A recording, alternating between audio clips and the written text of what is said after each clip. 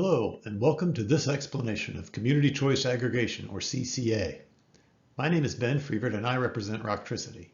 Rocktricity is an outgrowth of the Rochester People's Climate Coalition and is aimed specifically at promoting CCA in the greater Rochester and Finger Lakes region as a means of reducing greenhouse gas emissions. In this presentation, I'll talk about what CCA is, what the benefits of implementation can be to a community, what organizations can implement CCA, and some details about how it works, including how it can impact customers. But I want to take a step back first and talk about how our electricity is generated and how our electricity market works at a very high level. This graphic shows information taken from the Environmental Protection Agency's website, where you can enter your zip code and get a breakdown of how your local electricity mix is generated.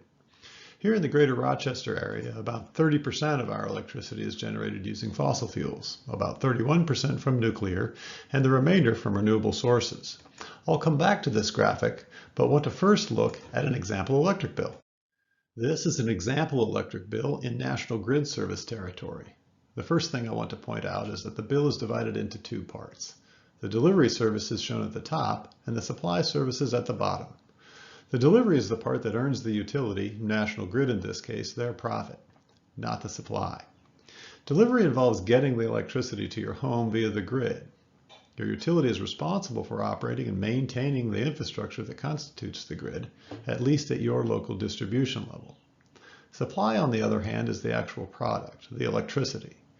In this example, National Grid is also supplying the electricity, as indicated by the highlighting. But the utility is prohibited from generating profit on the supply, and as a general rule, they do not generate electricity. Instead, the utility purchases the supply on the supply market and passes it along to you. The rate for the supply, 4.5 cents per kilowatt hour in this example, varies from month to month and can be quite volatile.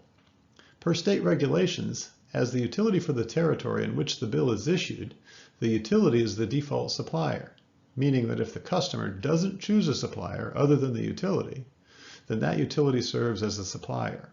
This is a key concept to understand when thinking about community choice aggregation, because as you'll see, this dynamic is what CCA changes. So let's track the electricity and see how it gets to our homes and businesses. First, it's generated by the various sources that I mentioned earlier. Those generators put the electricity onto the grid, and then the utilities manage the grid to deliver the electricity through miles of network and equipment to deliver the right amount of electricity precisely on time at just the right frequency, voltage, and other parameters. This is a significant and challenging task, and that's why they earn profit on the delivery portion of your bill. With the model of CCA that we're promoting, this changes a bit, so we'll come back to this graphic in a moment. But first, let's use this same graphic to see how the money that is paid to cover the bill flows. When you pay your bill, you make your payment to your utility for both the supply and the delivery. Notice the two green flows at the bottom here. Then the utility pays the supplier, or in some cases a broker, for the supply portion so that the entities that operate electricity generating facilities can cover their costs and earn profit. So now this graphic shows both the flow of electricity and the flow of money. It is important to note that while the delivery market is made up of natural monopolies in the form of the utilities, and that this market is regulated by the state, the supply market is a deregulated competitive arena. As I noted, I'm going to come back to this diagram in just a moment and show how it changes with community choice aggregation. So with that background, what is community choice aggregation, or CCA? It's a relatively new method for communities to procure energy to meet the supply portion of customers' needs. It was authorized by New York's Public Service Commission in April of 2016. This was after a pilot project was conducted in Westchester County to test the concept. This procurement method is primarily aimed at residents and small businesses. Once in place, a CCA program provides opportunity for the communities to leverage the bulk buying power of all the participants to secure lower electric rates, longer-term contracts, and other benefits for customers. It shifts the control of selecting the default electricity supplier from the state and the utility to the local community. But it is important to note that this is just the default, and customers can still choose another supplier or shift back to the utility for their supply. CCA implementation can also promote a transition to greater use of renewable energy, and this is a key element for many communities. Now I want to show how CCA impacts our model for the flow of electricity and the flow of money in the electricity market. As before, this is without CCA in place. This then is with CCA in place, and hopefully you notice the introduction of more renewable generation and a shrinking of the traditional fossil fuel contribution. In addition, some new energy suppliers and administrative elements appeared. In spite of the addition of a CCA administrator function, it's envisioned that CCA in most service territories can provide cost reductions by purchasing supply in bulk as well as other benefits. What are the benefits, you might ask? Well, there's a potential for a reduction in the supply rates, but also a reduction in the rate volatility because the contracts can be set up as fixed rate contracts. In addition, CCA can accelerate a transition to renewable energy where communities seek this in their negotiations with suppliers. And CCA can be used to encourage development of local renewable energy projects and associated jobs. It's probably helpful to spend a bit of time talking about the potential for cost savings and just what that means. Communities implementing CCA can insist on supply rates that are lower than past rates because those past rates are known. So, for instance, a request for pricing for a CCA made to the electricity supply market players might state that only rates that are 5% lower than the previous 12-month average will be considered, and then make a selection from compliant offers made in response.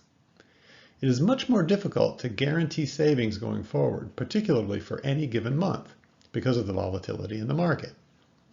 Let's look at how this worked out in the Westchester pilot program that I mentioned. In this graph, the blue bars show the New York State Electric and Gas Company supply rates starting in January 2018 and running through December 2018. The green and black lines show the supply rates procured by the CCA for the same period, overlain on the blue bars.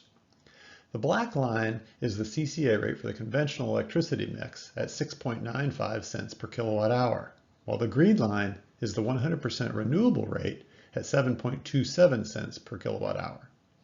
These CCA rates were part of the fixed rate contract. You can see that for some months the CCA rate was lower than the NYSEG rate, while for others the NYSEG rate was lower. Also note that the average rate for NYSEG over the year was 7.66 cents per kilowatt hour. So overall, CCA customers saved money.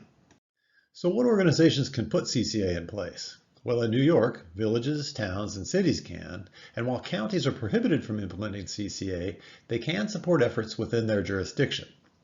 Authorization simply means passing local enabling legislation whereby the municipality exercises its home rule authority to implement CCA.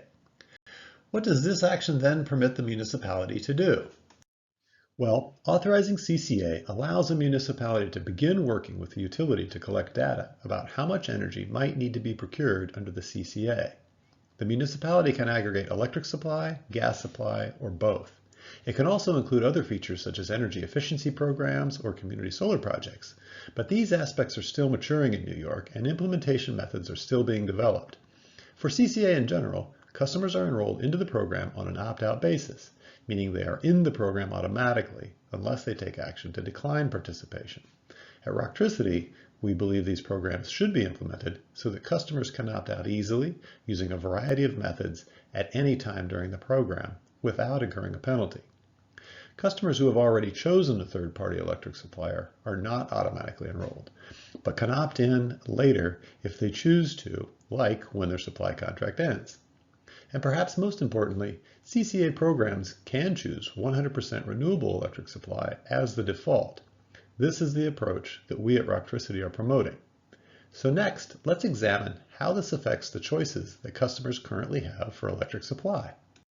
This table simply compares the options that customers have without CCA in place with the scenario where CCA is in place. First, in both cases, customers can choose utility-supplied electricity.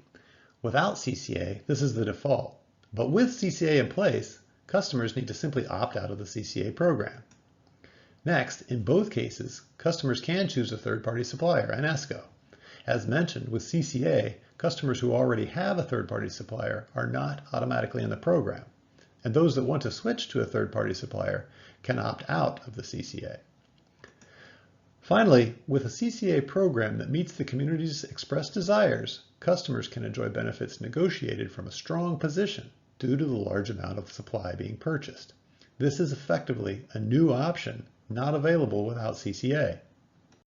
So coming back to this graphic from earlier, recall that this shows the generation mix of electricity supplied in the greater Rochester area. At Rocktricity, our goal is for CCA programs to choose 100% renewable electric supply to change the mix to something like this.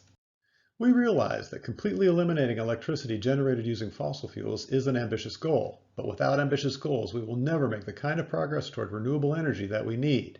For now, it is critical to take steps at all levels to move in this direction, and community choice aggregation is an excellent local level tool to do so. At Rocktricity, we're working to help communities implement CCA to take advantage of the full range of benefits, including lower rates, more customer options, and renewable energy sources.